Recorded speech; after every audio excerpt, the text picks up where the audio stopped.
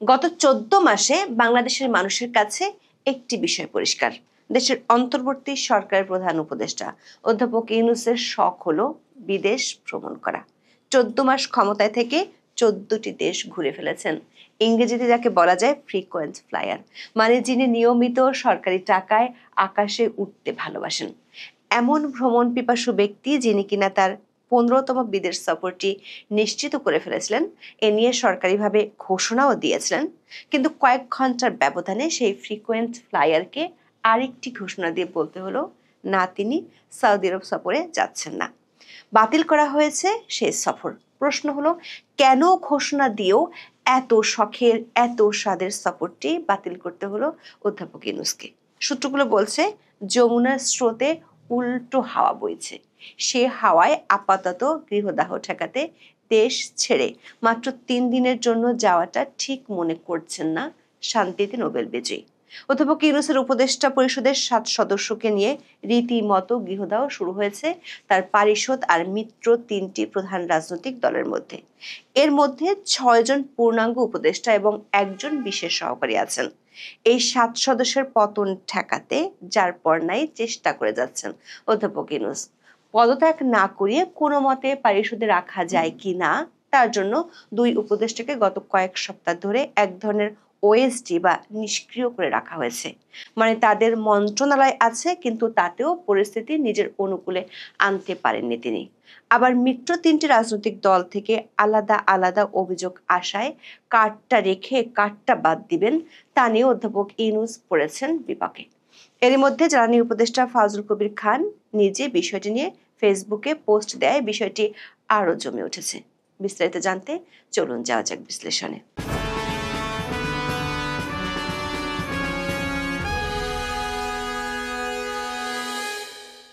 2008 সালের 18 ফেব্রুয়ারি ইন্ডিয়া টুডের এক প্রতিবেদন প্রকাশের পর বেশ হইচই পড়ে গিয়েছিল। রিপোর্টটির শিরোনাম ছিল ফ্রিকোয়েন্ট ফ্লায়ার। সাংবাদিক শ্যামলাল যাদব ওই রিপোর্টে দেখিয়েছিলেন ভারতের সাবেক প্রধানমন্ত্রী মনমোহন সিং এর ক্যাবিনেটের সদস্য ও তার দলের সাংসদরা সরকারি টাকায় কত ঘন ঘন বিদেশ সফরে গিয়েছিলেন। ওই রিপোর্টে মনমোহন সিং এর সরকারকে বলা হয়েছিল the one high flying government.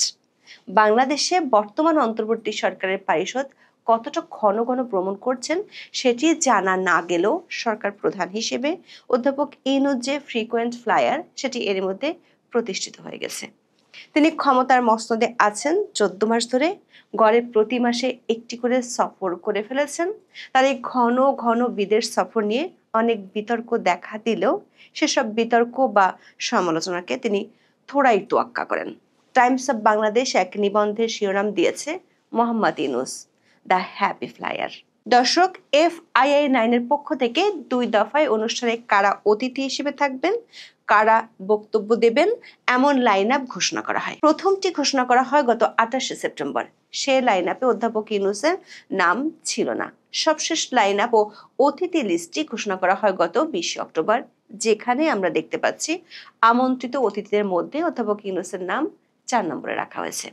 মোট 10 জন ওয়ার্ল্ড লিডারের মধ্যে সরকার প্রধান হিসেবে বাংলাদেশের অন্তর্বর্তী সরকারের প্রধান ছাড়াও রুয়ান্ডা আর সিরিয়ার প্রেসিডেন্টের যোগ দেওয়ার কথা রয়েছে। দর্শক, যেহেতু 20 অক্টোবর FII9 এর পক্ষ থেকে অতিথিদের তালিকা ঘোষণা করা হয়েছে, তার অর্থ হলো অধ্যাপক ইউনূস যে এই সফরে যাচ্ছেন তা আয়োজকদের আগে থেকেই নিশ্চিত করা হয়েছিল। বাংলাদেশের গণমাধ্যমগুলোর খবরে বলা হয়েছে ইতিমধ্যে সফর সংশ্লিষ্ট একটি আন্তঃমন্ত্রণালয় বৈঠক অনুষ্ঠিত হয়েছিল এবং প্রাথমিক সময়সূচি চূড়ান্ত করা হয়। 23 অক্টোবর প্রেস উইং থেকে নিশ্চিত করা হয় অধ্যাপক ইউনূস সৌদি আরব যাচ্ছেন।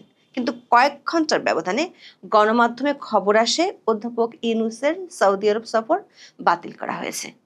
দর্শক, 14 মাসে নিজের ইচ্ছের বিরুদ্ধে এমন সিদ্ধান্ত অধ্যাপক ইউনূসকে তৃতীয়বারের মতো নিতে হলো। গত 9 থেকে 13 জুন ফ্রান্সের নিস শহরে তৃতীয় ওশান কনফারেন্সে যাওয়ার সিদ্ধান্ত শেষ মুহূর্তে বাতিল করেন অধ্যাপক ইউনূস। এরপর 30 জুন থেকে 3 জুলাই স্পেনে জাতিসংঘের ফিনান্সিং ফর ডেভেলপমেন্ট কনফারেন্সে তার যোগ দেওয়ার কথা ছিল, সেটিও তিনি বাদ দিয়েছিলেন। এই দুটি সফর বাদ দেওয়ার কারণ ছিল ফ্রান্সের প্রেসিডেন্ট ইমানুয়েল ম্যাক্রোর সাক্ষাতের সময়সূচি পাননি অধ্যাপক ইউনূস। আবার স্পেনের ক্ষেত্রে রানী বা সরকার প্রধান কারো সাক্ষাতের নিশ্চয়তা পাননি। এর আগে ইংল্যান্ডে গিয়ে দেশের প্রধানমন্ত্রী স্টারমারের সাক্ষাৎ না পাওয়ায় এ নিয়ে বেশ বিব্রতকর পরিস্থিতির মুখোমুখি হয়েছিলেন শান্তিতে নোবেল বিজয়ী অধ্যাপক ইউনূস। তাই সরকার বা রাষ্ট্রপ্রধানের সাথে সাক্ষাতের নিশ্চয়তা না পাওয়ায় ফ্রান্স ও স্পেনের সফর তখন বাতিল করা হয়েছিল। কিন্তু এবার সৌদি সফরের আগে ডক্টর ইউনূসের দপ্তর থেকে নিশ্চিত করা হয়েছিল সৌদি যুবরাজ ও প্রধানমন্ত্রী মোহাম্মদ বিন সালমানের আমন্ত্রণে অধ্যাপক ইউনূস সৌদি আরব যাচ্ছেন। তাহলে প্রশ্ন হলো, ঘোষণা দিয়ে সব প্রস্তুতি শেষ করেও কেন কয়েক ঘন্টার মধ্যে সফরটি বাতিলের ঘোষণা দেয়া হলো? সূত্রগুলো বলছে, নিজের উপদেষ্টার পরিষদের 7 সদস্যকে নিয়ে বেশ ঝামেলার মধ্যে পড়ে গেছেন অধ্যাপক ইউনূস। এর মধ্যে 6 জন হলেন পূর্ণাঙ্গ উপদেষ্টা আর একজন বিশেষ সহকারী। এই 7 জনের বিতর্কিত ভূমিকার জন্য অধ্যাপক ইউনূসের কাছে পাল্টাপাল্টি অভিযোগ করেছে সরকারের মিত্র প্রভাবশালী রাজনৈতিক দলগুলো। প্রথমে গত 21শে অক্টোবর যমুনায় অনুষ্ঠিত বৈঠকে বিএনপি 3 জন উপদেষ্টা ও একজন বিশেষ সহকারীর বিরুদ্ধে অভিযোগ করে। বিবিসি বাংলা খবরে বলা হয়েছে, সেই বৈঠকে বিএনপি নেতারা কয়েকজন উপদেষ্টার বিরুদ্ধে পক্ষপাতিত্বের অভিযোগ তোলেন। বিএনপির অভিযোগ, প্রশাসনে ও পুলিশে বদলি পদায়ন সহ বিভিন্ন ক্ষেত্রে জামায়াত ইসলামের পক্ষে কাজ করছেন ওই উপদেষ্টারা। বিবিসি বাংলা বলছে, বিএনপি সেই বিতর্কিতদের তালিকায় 1 নম্বরে রয়েছেন জ্বালানি উপদেষ্টা ফাউজুল কবির খান। বিএনপির অভিযোগ মূলত জনপ্রশাসন সম্পর্কিত উপদেষ্টা পরিষদের কমিটি নিয়ে। সেই কমিটির সদস্য হিসেবে আছেন জনাব ফাউজুল কবির।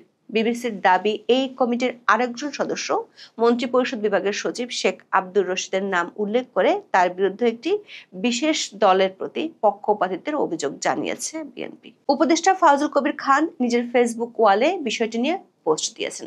পোস্টে তিনি বঙ্গগ্রাফ নামের একটি ফেসবুক পেজের 3টি ফটোকার্ড শেয়ার করেছেন। উপদেষ্টা ফাউজুল কবির খান লিখেছেন, প্রধান উপদেষ্টার সাথে 3 রাজনৈতিক দলের বৈঠকে উপদেষ্টাদের নিরপেক্ষতা সম্পর্কে প্রশ্ন উঠেছে। একটি দলের তালিকায় তার নিজের নামও আছে। আত্মপক্ষ সমর্থন করে তিনি বলেছেন, পক্ষপাত দুষ্ট চিন্তা করতে ও সিদ্ধান্ত গ্রহণে অভ্যস্ত নন তিনি। সবসময় কোনরূপ অনুরাগ বিরাগের বশবর্তী না হয়ে সরকারের সিদ্ধান্ত নিয়েছেন বলে দাবি করেন এই উপদেষ্টা। এরপর তিনি লেখেন, তবুও প্রশ্ন যেহেতু উঠেছে, এর নিষ্পত্তি করতে হবে। অন্তর্বর্তীকালীন সরকারের প্রধান উপদেষ্টা, উপদেষ্টা বৃন্দ, বিশেষ সহকারী বৃন্দ, চুক্তিভিত্তিক নিয়োজিত সকল কর্মকর্তাদের কেউই যে দলই সরকার গঠন করুক না কেন পরবর্তী নির্বাচিত সরকারের কোনো লাভজনক পদে কেউই অংশ নিতে পারবেন না, এই মর্মে একটি অধ্যাদেশ জারি করলে এর সমস্যার শুরু হতে পারে বলে তিনি মনে করেন। তবে নির্বাচনের তফসিল ঘোষণার আগে যারা অন্তর্বর্তীকালীন